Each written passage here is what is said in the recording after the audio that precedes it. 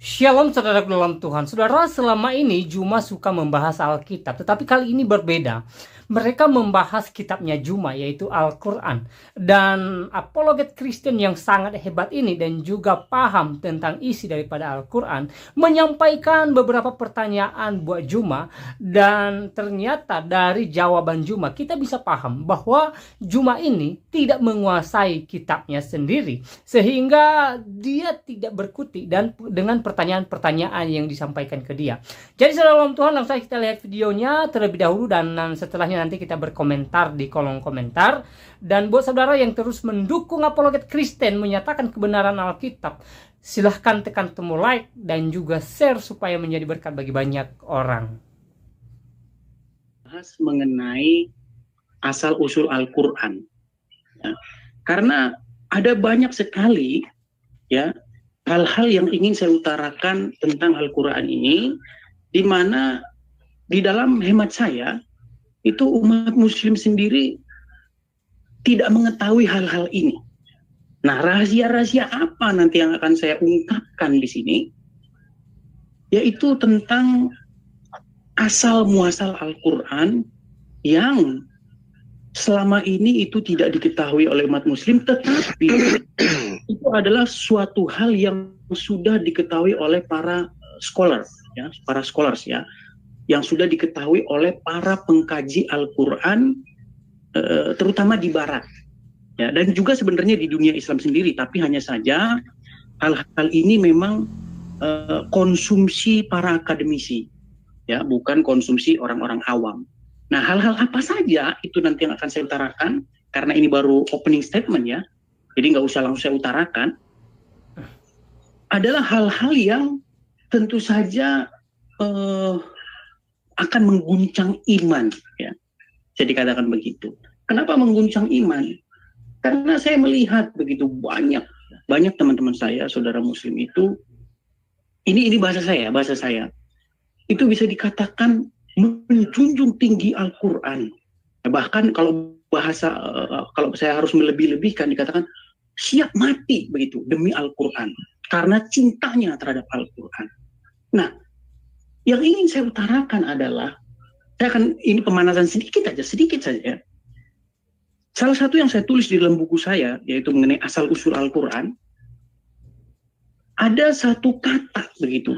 Bukan hanya satu kata, sebenarnya ada banyak sekali kata. Ya, itu Arthur Jeffrey dalam bukunya The Foreign Vocabulary of Quran, ya, mengatakan bahwa ada 200 lebih, ya, sekitar 270 kurang lebih kosakata asing di dalam Al-Quran. Dan salah satu kata yang, karena dari sekian banyak kata saya akan pilih-pilih saja yang sudah sangat familiar, ya. Misalnya kata rokim di dalam Al-Quran, yang dimana saya rasa Zulkifli pun tidak akan bisa menjelaskan dengan betul-betul tepat apa arti dari rokim itu.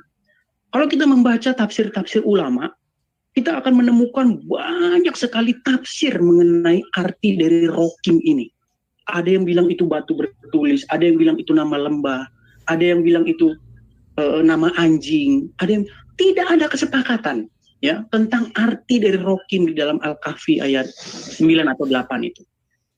Nah, adanya fenomena semacam ini, adanya kata-kata yang ini kalau di dalam hemat saya itu memiliki arti yang absurd, ya, arti yang tidak jelas, yang dimana para mufasir menebak-nebak artinya. Ini membuat para peneliti Al-Quran berpikir tentang apa sebenarnya bahasa Al-Quran ini. Ya, nanti itu akan saya utarakan panjang lebar, karena Al-Quran seringkali mengatakan bahwa dirinya itu berbahasa Arab, ya kan? Yang perlu disadari oleh teman-teman begini, ya. Ada suara bocor. Suara siapa nih? Ya. Jadi gini, yang harus teman-teman ketahui bahwa tidak ada satu buku yang menjelaskan dirinya berbahasa apa. Misalnya gini, misalnya kalian beli sebuah buku, ya, taruhlah kalian beli misalnya koran pagi ini, ya, surat kabar hari ini, majalah hari ini. Tidak ada Betul. Di buku manapun di dunia ini tidak ada yang buku yang menginformasikan kepada pembacanya buku ini dalam bahasa apa.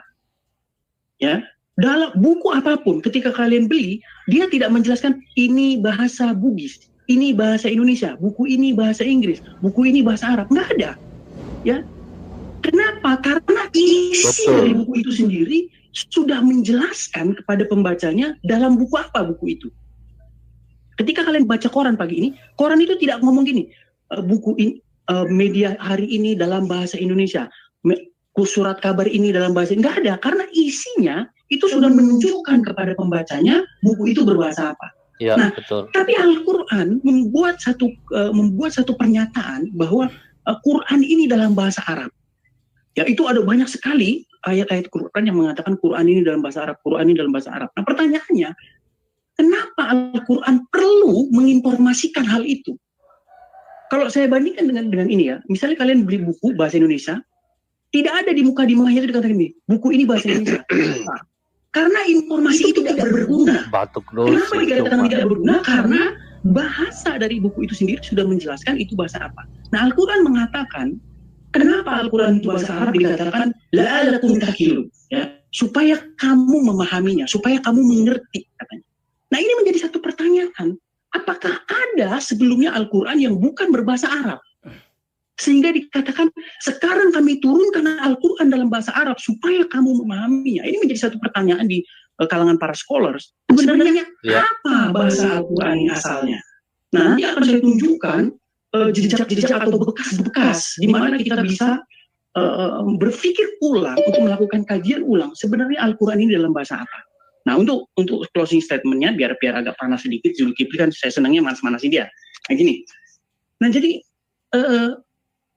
kalau kita beli buku terjemahan, ya, misalnya kita beli buku terjemahan, kita pergi ke toko buku nih. Kita lihat misalnya buku tafsir Ibnu Katsir. Maka di depan mukadimahnya itu perlu dikatakan begini. Tafsir Ibnu Katsir dalam bahasa Indonesia. Kenapa di situ perlu diinformasikan dalam bahasa Indonesia? Karena buku itu aslinya bukan bahasa Indonesia.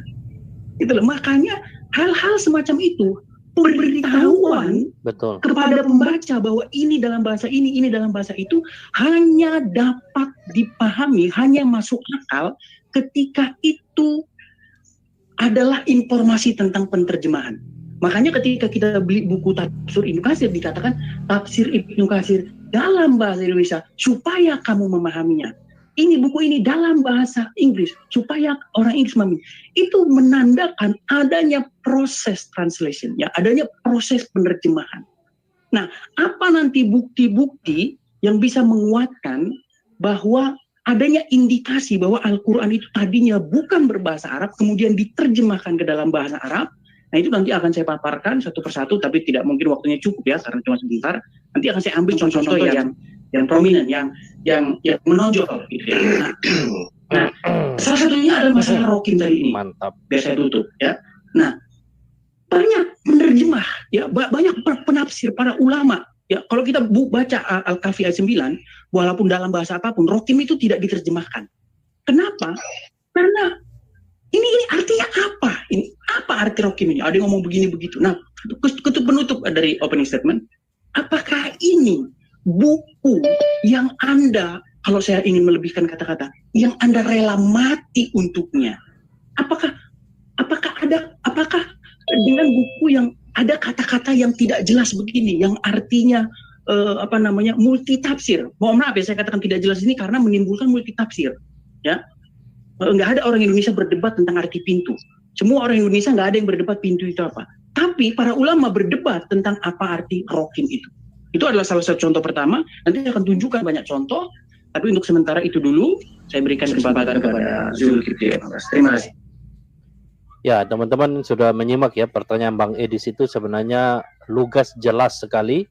Kalau Al-Quran itu memang diturunkan kepada orang Arab, kenapa harus ada penjelasan di dalam Al-Quran bahwa kitab ini, Quran ini ditulis di dalam bahasa Arab? Hal ini mengindikasikan bahwa Al-Quran ini adalah sebuah buku yang diterjemahkan dari satu bahasa yang lain, yang bukan bahasa Arab. Lalu Pak Edis memberikan contoh-contohnya.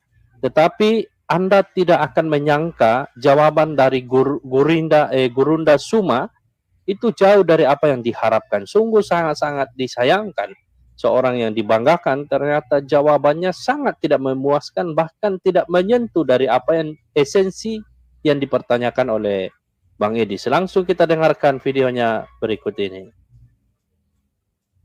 Persilakan untuk Bang Zuma untuk Bang Edis. Baik, Ukti izin kohosin hamba. Lanjut. Oh iya. Bisa saya mulai? Bisa Bang Zuma, silakan. Baik. Bismillahirrahmanirrahim. Assalamualaikum warahmatullahi wabarakatuh. Alhamdulillah, puji syukur kita panjatkan kehadirat Allah Subhanahu wa taala yang telah dengan rahmat dan kasih sayangnya telah mewahyukan sebuah buku panduan yang kemudian disebut dengan Al-Qur'anul Karim, di mana buku panduan ini adalah kitab suci yang di dalamnya termaktub seluruh urusan manusia yang terkait dengan hubungannya kepada Allah, pada pencipta alam semesta, dan juga hubungannya kepada sesama makhluk. Al-Quran sebagai penjabat daripada rahmat lil alamin.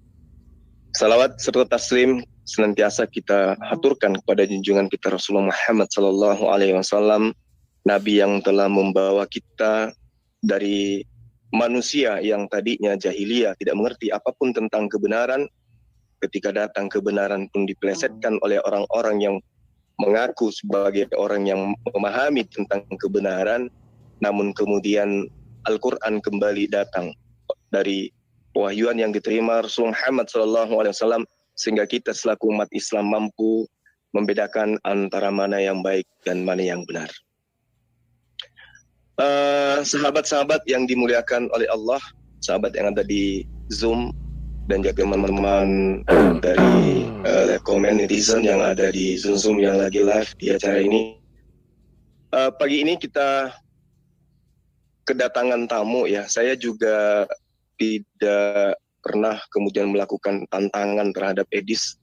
Cuman saya ditawarkan akhirnya mau tidak berdialog dengan Edis. Saya bilang ya nggak apa-apa, bilang silakan aja atur waktunya. Itu pemberitahuannya kemarin kok nggak salah, semalam. Nah, ketika berbicara mengenai apa yang kemudian saudara Edis Sidabutar sampaikan tentang Al-Quran. Al-Quran memang jelas diterangkan ya, bahwa Al-Quran itu diwahyukan oleh Allah dengan menggunakan bahasa Arab. Wal kitabil mubin inna ja'alnahu Qur'ana Arabiyan la'allakum ta'qilun. Demi kitab Al-Quran yang menerangkan, sesungguhnya kami menjadikan Al-Quran dalam bahasa Arab supaya kamu memahaminya. Nah, itu kenapa? sekiranya orang yang kemudian bisa memahami ilmu daripada apa yang tertuang di dalam Al-Quran, lapas Qur'anan yang berasal dari kata qara'ah, itu bermakna membaca, dan qira'atan yang berarti bacaan. Jadi Al-Quran ini kemudian diwahyukan oleh Rasul Muhammad SAW kepada bangsa yang menuturkan, melisankan bahasa linguistik, bahasa Arab. Ya. Jadi sangatlah tidak mungkin kemudian sebuah kebenaran, mengklaim dirinya kebenaran, kemudian mengklaim dirinya wahyu Tuhan, mengklaim dirinya kalamullah, diwahyukan kepada orang yang menggunakan bahasa Aramaik, tapi kitabnya menggunakan bahasa Yunani. Nggak mungkin. Itu adalah pembodohan namanya. Bukan Karena itu, itulah kemudian kenapa Al-Quran ini didasari dengan pernyataan Allah bahwa Al-Quran diwahyukan dalam bahasa Arab. Karena Al-Quran itu nantinya akan memberikan poin-poin tertentu kepada bangsa yang menuturkan bahasa Arab. Apa di antaranya? Allah mengatakan, "Qul, katakan ya Muhammad kepada mereka, la ini khama'atil ins wal jins." Jadi Allah menantang, ala ayyatu bimithli hadzal Qur'an. Kok masuk ke Jadi bukan tanpa alasan Allah itu kemudian mewahyukan Al-Quran dengan menggunakan bahasa Arab. Kalau kemudian ada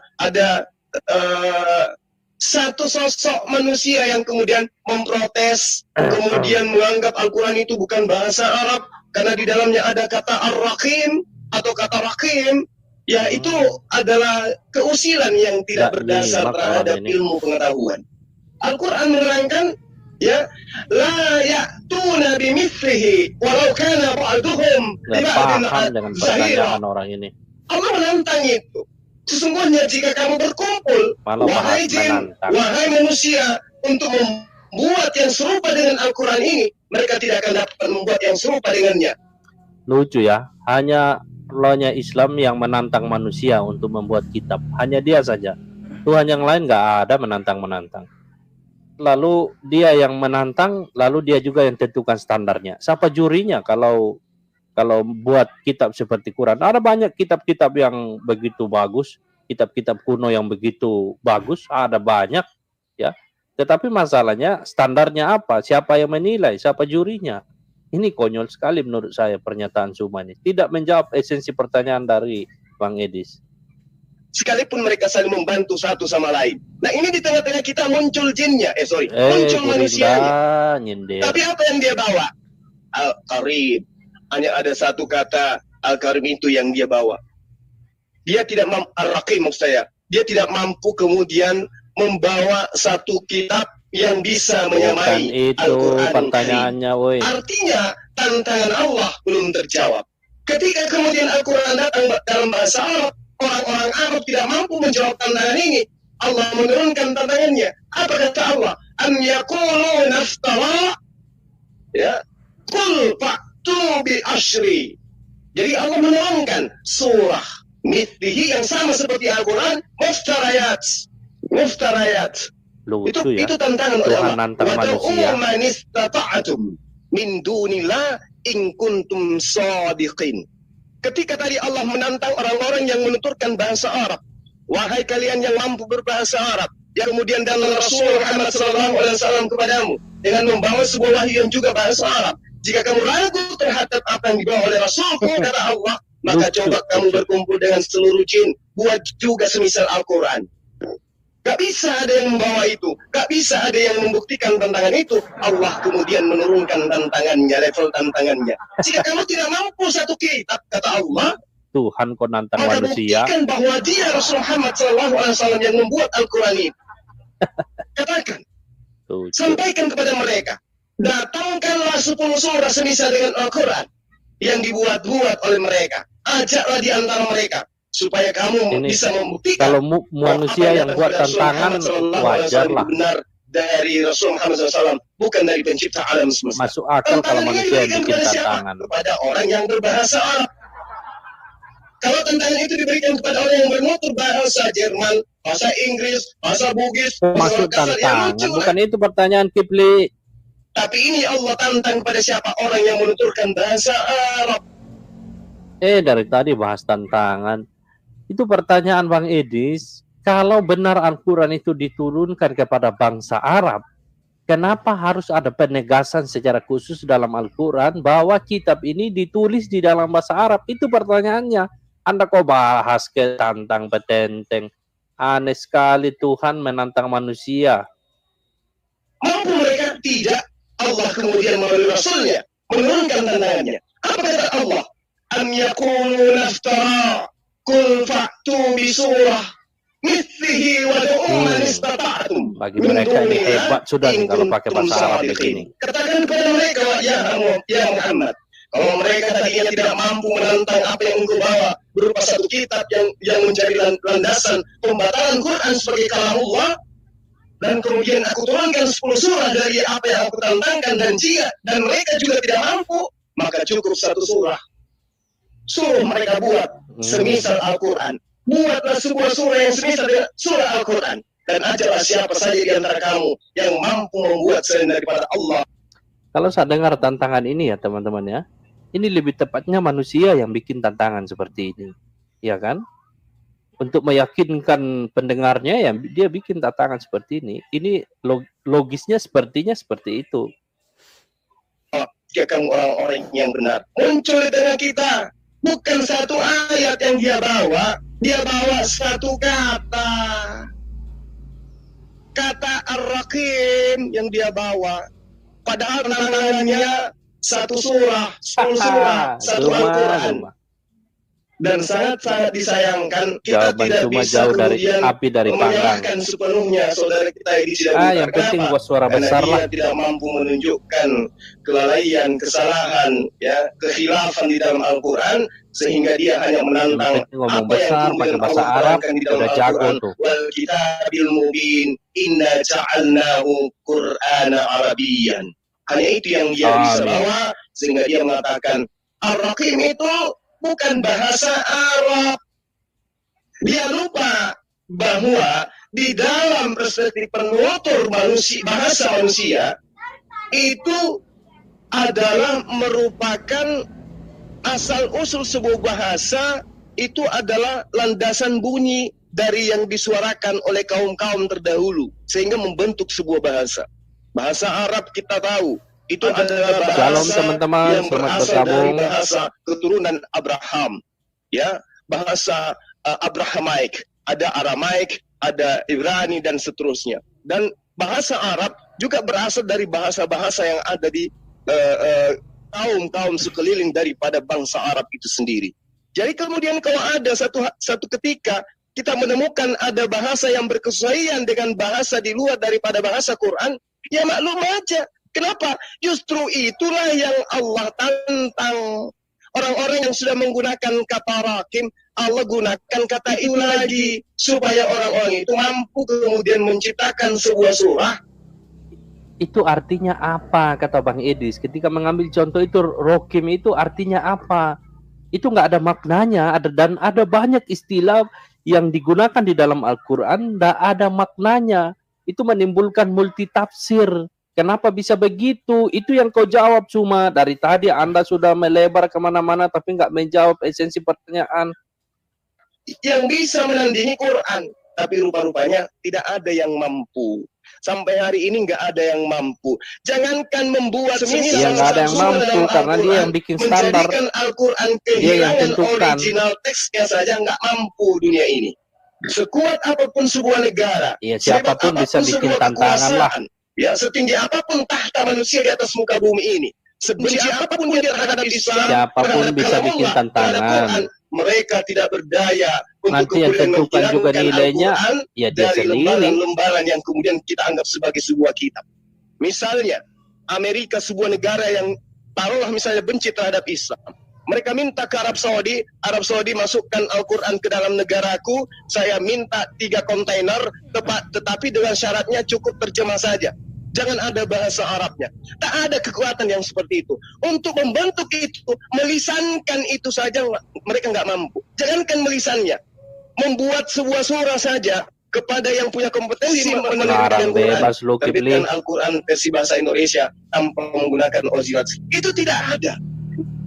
Bisa jadi ketika mereka melakukan pertemuan muktamar, ayo kita minta kepada Saudi Arabia untuk menerbitkan Quran, tapi versi bahasa Yunani misalnya. Boleh jadi mereka jatuh palu pada saat itu. Tapi ketika mereka mengirim surat atau lagi nelpon, mulut mereka kaku untuk mengatakan itu. Tinta pulpen mereka seketika habis untuk menuliskan itu. Tak mampu sampai kepada penerbit Quran pesanan mereka. Sehingga apa yang diterangkan dalam Al-Quran, kami yang mewahyukan, kami juga yang menjaganya. Itulah Quran. Subhanallah. Kalau kemudian hari ini sahabat kita Edis Dabutar membawa kata Ar-Rahim atau kata Rahim yang kita bisa pahami kemudian sebagai terjemah batu tertulis atau batu yang ada di dalam surah mana tadi ya katakan itu penggambaran jelas bahwa kemudian ketika kata ini masuk ke dalam Al-Quran, itu sudah masuk kategori bahasa Arab. Karena kenapa? Raqim itu dalam pemahaman umat Islam dan bahasa linguistik Arab itu memang berasal dari bahasa Arab. Itu intinya. Artinya? Kalau kemudian dikatakan, oh tidak, ada penutur bahasa lain yang lebih dulu mengatakan itu hanya secara buku tulang, kebetulan saja. Demikian sementara ya, mudah-mudahan apa yang saya jabarkan ini karena sifatnya ini adalah edukasi terhadap diri saya sendiri dan juga teman-teman muslim pada khususnya. Nggak mengedukasi. Demikian sementara, silakan. Nggak ada edukasinya. Penjelasan dari Bang Zuma. Sebelum Edis menjawab, Dis, itu surah berapa, Dis? Al-Kahfi 8 atau 9 coba cek aja. Itu aja nggak dihafal. Oke, baik. Ya, terima kasih atas waktu yang diberikan kepada saya. Terima kasih juga kepada Zulkifli Abbas. Juara saja. Tolong dimute yang ini. Outfit kau kece kali, Dis. Kayak lagi. Nah, ya, jadi hari ini saya ingin mencoba menjadi ustaz kalian semua di sini ya. Nah, jadi begini ya, teman-temanku semua, sobat-sobat muslimku semua, begini. Dari apa yang panjang lebar diutarakan oleh Zulkifli Abbas, Gordian pertanyaan saya Pencuri adalah Marga. makna dari paroki itu Nah, itu dia. sama sekali tidak terjawab. Betul. Dia hanya mengatakan itu adalah bahasa yang sudah diarabkan. Tapi apa artinya? Betul. Apa definisinya? Saya minta definisi arti. Nggak dijawab. Inikah buku yang Anda rela mati untuknya, yang Anda sendiri tidak tahu artinya? Bagaimana mungkin Anda punya buku yang Anda klaim jelas, bahkan dikatakan lisanun Arabiyyan mubin, bahasa Arab yang jelas, tapi Anda tidak tahu artinya. Ya, adapun banyaknya tafsir, ada yang bilang itu batu bertulis, ada yang bilang itu nama lembah, ada yang bilang itu nama anjing, ada yang bilang itu bla bla, banyak sekali tafsir. Itu mengindikasikan bahwa tidak ada yang sepakat atau tidak ada yang tahu persis apa arti dari rokin itu. Kalau Anda bilang itu sudah menjadi bahasa Arab, apa akar katanya? Ya, root word-nya apa?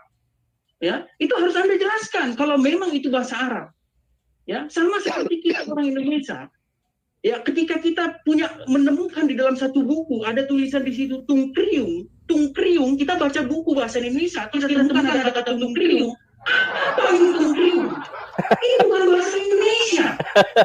Ya, ini menjadi satu beban bagi Anda Zulkifli Abbas sebagai seorang pemimpin untuk menjelaskan kepada umat Anda apa sebenarnya arti dari rokin itu. Tadi kan sudah saya bilang itu satu dari sekian banyak. Saya tidak bilang hanya satu-satunya, ada banyak sekali. Ya. Nah, jadi teman-teman saya sudah menulis sebuah buku, ya, di sini. Jadi sebelum saya baca buku saya, ada Zulkifli Abbas tadi mengatakan tantangan untuk membuat satu surat semisal Quran.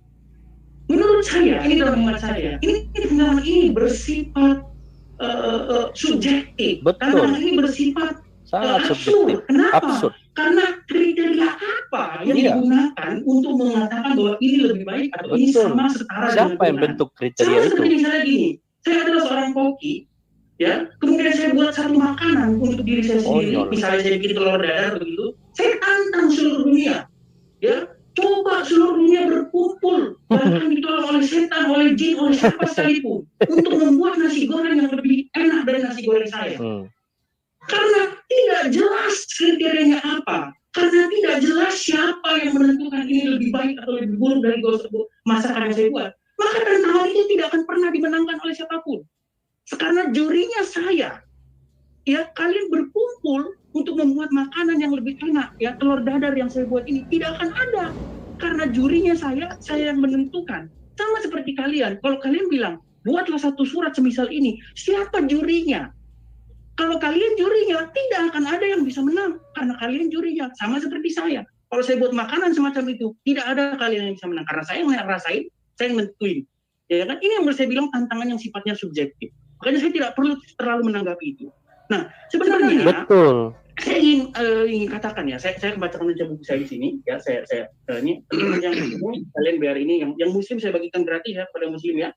Yang Kristen juga kalau mau juga boleh, tapi saya fokuskan kepada Muslim gratis pada kalian. Sama ongkirnya semua gratis. Nah, coba saya bacakan saja. Saya tutup dulu video saya bacakan ya. Jadi gini, kalau kita baca di dalam Az-Zumar ayat 28 dikatakan Quran dalam bahasa Arab, ya.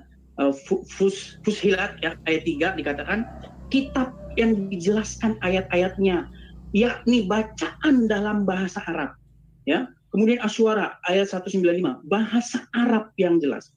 Nah, ini menjadi satu pertanyaan.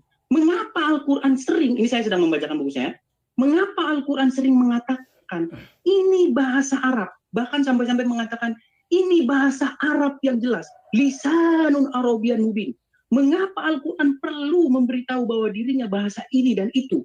Apakah pembaca Al-Quran itu sendiri tidak tahu bahwa bahasa Al-Quran itu bahasa apa?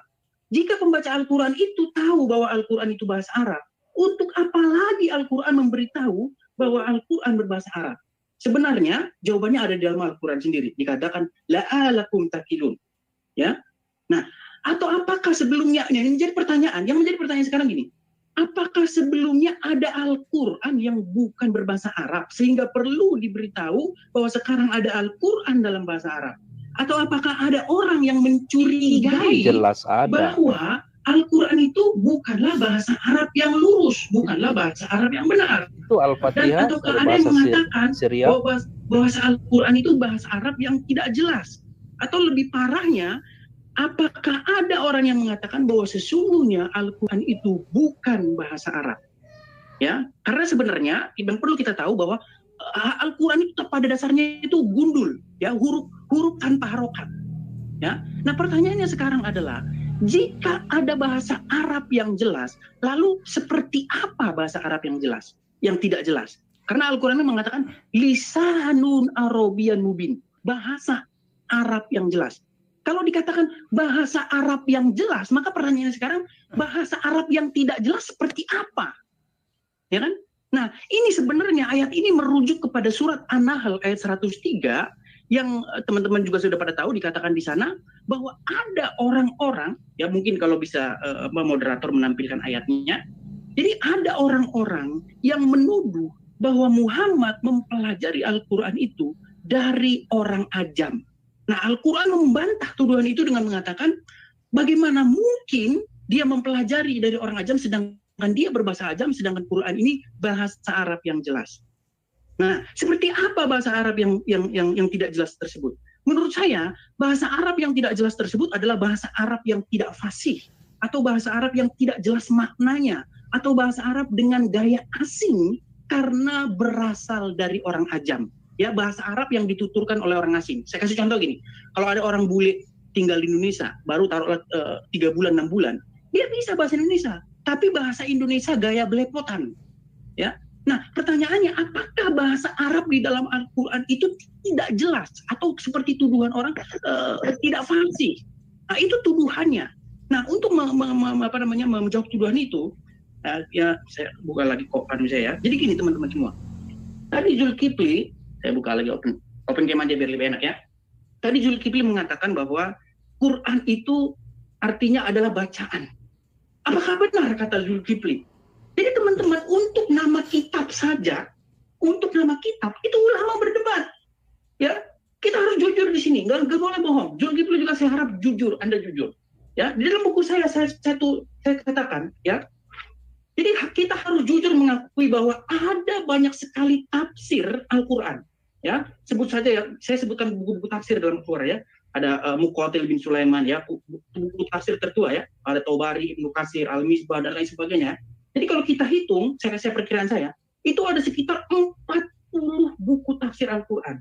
Nah, kalau kita mentadaburi ya satu persatu buku tafsir itu, ya teman-teman, sebuah bahasa saya sudah 9 tahun ya mengkaji Quran ini, kita dapat menemukan ada banyak sekali penafsiran terhadap tiap-tiap paragraf dalam Al-Quran. Bahkan parahnya, ya, sering ditemukan adanya sebuah kosakata yang mufasir sendiri berbeda pendapat mengenai makna dari kata. Jadi makna dari sebuah kata loh, ya.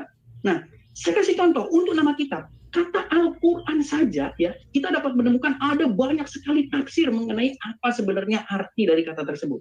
Ya, ada yang berpendapat bahwa Quran itu tidak memiliki akar kata. Ya, ada yang berpendapat bahwa Quran itu berasal dari kata al-qara yang artinya mengumpulkan.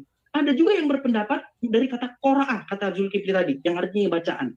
Ya, ada yang mengatakan bahwa Quran itu tanpa hamzah, ya. Ada juga yang mengatakan Quran itu dengan hamzah. Ya pokoknya untuk nama kata saja itu berdebat. Ya untuk nama kitab, ya bayangkan ini nama kitab loh. Apa definisi dari Quran? Akar katanya apa? Itu ada banyak sekali. Nah, yang perlu kalian pertimbangkan, saya ingin tahu kalian satu informasi begini ya. Dahulu sebelum adanya Islam, sebelum ada agama Islam, ya bahkan sampai detik ini kalau kalian ini, itu orang-orang Kristen dari Syria Aram, ya dari Aram, itu menyebut teks-teks keagamaan mereka dengan kata Keryana. Perhatikan ini, sampai detik ini, ya kalau kalian pergi ke Kristen Syria, ya di bahasa Aram sana, kalian akan menemukan dalam liturgi juga mereka, buku-buku mereka itu disebut dengan Keryana. Nah, ini menjadi satu pemikiran ulang. Apakah jangan-jangan kata Al-Quran ini merupakan derivasi? Ya, kalau teman-teman tidak tahu derivasi itu perubahan gitu, perubahan fonem dari kata-kata. Merupakan derivasi dari kata Keryana, ya, yang artinya itu teks-teks liturgis keagamaan. Nah, itu dari sekian banyak contoh ya. Saya akan tunjukkan banyak sekali contoh-contoh yang para scholars ya itu membuat satu bukti, merangkai satu bukti-bukti bahwa itu tadinya diterjemahkan ke dalam dari bahasa Arab. Ya, salah satu contohnya misalnya adalah Quran surat 6. Ini saya tunjukkan dikit ya. Quran surat 6 ayat 164 tentang arti al-hawaya. Ya. Di sini dikatakan al-hawaya itu adalah lemak yang menutup perut. Ya, padahal kalau kita cari akar kata dari al-hawaya, ini nggak ketemu, ini apa al-hawaya ini. Nah, para scholars itu mencari tahu, karena ini tidak ditemukan kata dasarnya, maka para scholar mencari dalam liturgis bahasa Arab. Ternyata itu kalau jim itu kan ada bisa kho, bisa ha, bisa ha ya. Nah, jadi ada ini para scholars, bukan saya yang mengatakan. Ini para scholars mengatakan ini kemungkinan para mufasir itu salah meletakkan harokat. Jadi bunyinya itu bukan al-hawaya, bukan ha, ya, bukan ha, tapi al-zawaya, ya, atau al-ghawaya, yang dalam bahasa Arab itu artinya adalah bagian dalam, ya, bagian dalam hewan, itu yang diharamkan. Itu sebenarnya bahasa Arab. Nah, ada banyak hal lagi. Misalnya, ya, salah satu, kita ambil satu contoh aja biar nggak terlalu banyak ya. Bisa jadi ini bahasa Arab nih yang disadur seperti Al-Fatihah. Arti dari kata alif lam mim, ya. Kalau kita tanya ini sama Zulkifli M. Abbas termasuk, pasti dia tidak tahu artinya apa, karena dia mengatakan itu hanyalah huruf-huruf dan lain sebagainya. Tapi kalau kita membaca, misalnya salah satu buku, bukunya di kamar sebelah, buku yang ditulis oleh Gabriel Sauma, ya, yang berjudul Mistranslated, ya, Misleading dan Miswriting of Quran, yang bahasa Indonesianya itu salah translate, salah baca dan salah tulis dalam Al-Quran, ya, buku itu bagus sekali. Dia mengatakan misalnya, ya banyak sekali contoh-contohnya. Saya ambil satu contoh aja misalnya ini dari alif lam mim ini ya.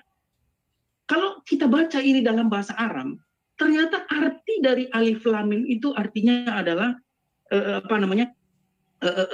silent, ya, atau hening, ya, dari bahasa Arab yang artinya alem itu artinya hening. Contoh misalnya gini. Sampai sekarang, kalau kalian pergi kepada Kristen Syria, sebelum melakukan peribadahan, mereka itu mengatakan alim. Alim itu artinya heninglah, diamlah. Nah, baru mereka bisa melakukan peribadatan.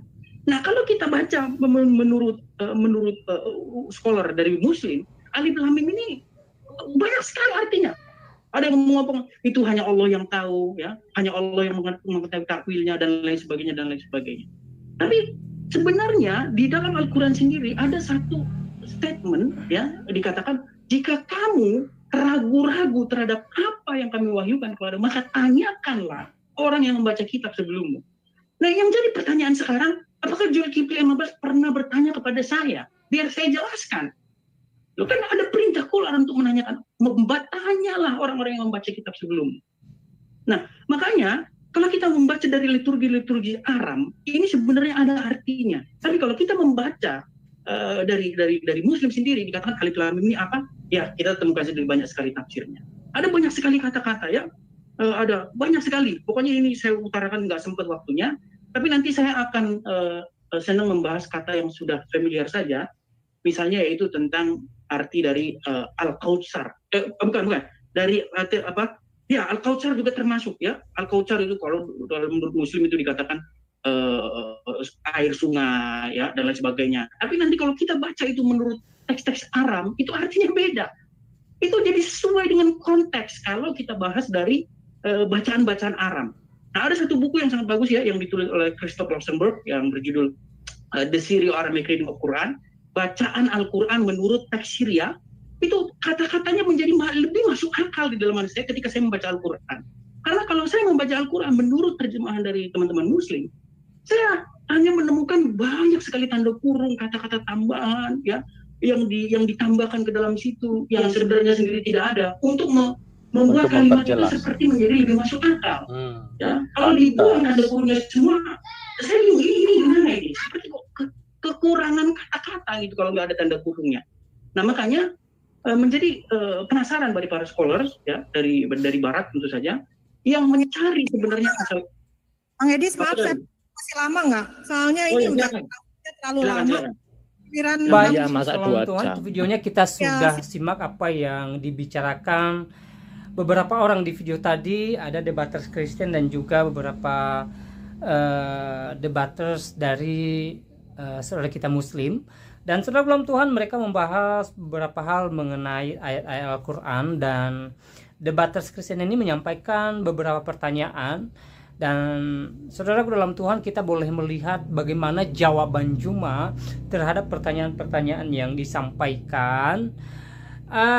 Jawabannya menimbulkan pertanyaan baru, artinya jawaban yang sebenarnya tidak memuaskan debaters Kristen ini kalau saya perhatikan. Nah, saudara dalam Tuhan, tentu dalam hal ini banyak berkat rohani yang boleh kita ambil, di mana dari apa yang mereka sampaikan ya, ada poin-poin yang membuka wawasan kita, membuat pengetahuan kita semakin luas, dan tentunya membuat kita semakin paham tentang kitabnya si Juma. Nah, saudara dalam Tuhan, apa tanggapan saudara setelah mendengarkan apa yang mereka bicarakan di video tadi? Silahkan tulis di kolom komentar, tuliskan tanggapan yang baik, yang positif, terutama tanggapan yang memuji, memuliakan nama Tuhan di atas kerajaan sorga. Nah, saudara dalam Tuhan, dari pertanyaan-pertanyaan apologi Kristen di video tadi, kalau kita perhatikan jawaban Juma seakan-akan dan sepertinya ya, debaters Kristen ini tidak puas dengan jawaban Juma, entah itu karena Juma, atau istilahnya entah itu disebabkan Juma tidak terlalu paham dengan pertanyaan atau tidak mampu menjawab dengan baik. Kita tidak tahu pasti, tapi intinya banyak hal yang membuat kita paham bahwa ternyata Juma ini sepertinya tidak menguasai kitabnya dia sendiri. Nah, saudara dalam Tuhan, selama ini kita boleh lihat bahwa Juma ini suka sekali membahas Alkitab, suka sekali mengajak debaters Kristen membicarakan isi daripada Alkitab. Dia berusaha membahas Alkitab, membicarakan tentang Yesus bukan Tuhan,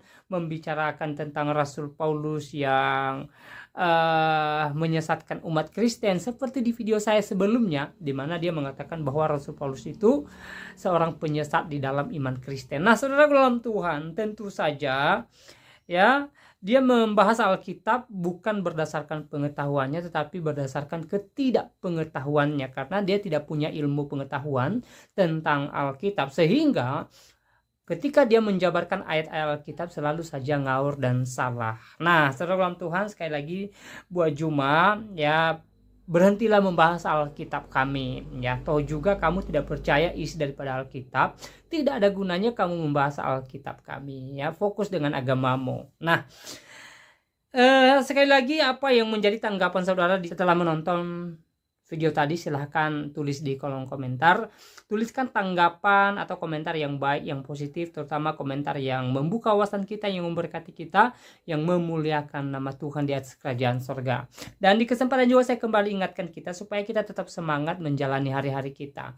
Tentu ada banyak hal yang diperhadapkan dengan kita hari-hari ini, entah itu sukacita, entah itu duka cita. Tetapi apapun yang sedang kita alami, apapun yang sedang kita gumuli, mari kita tetap berserah kepada Tuhan, mari kita tetap mengandalkan Tuhan, mari kita tetap percaya bahwa Tuhan senantiasa menyertai kita, sebagaimana janji Tuhan bahwa Tuhan menyertai kita hingga selama-lamanya.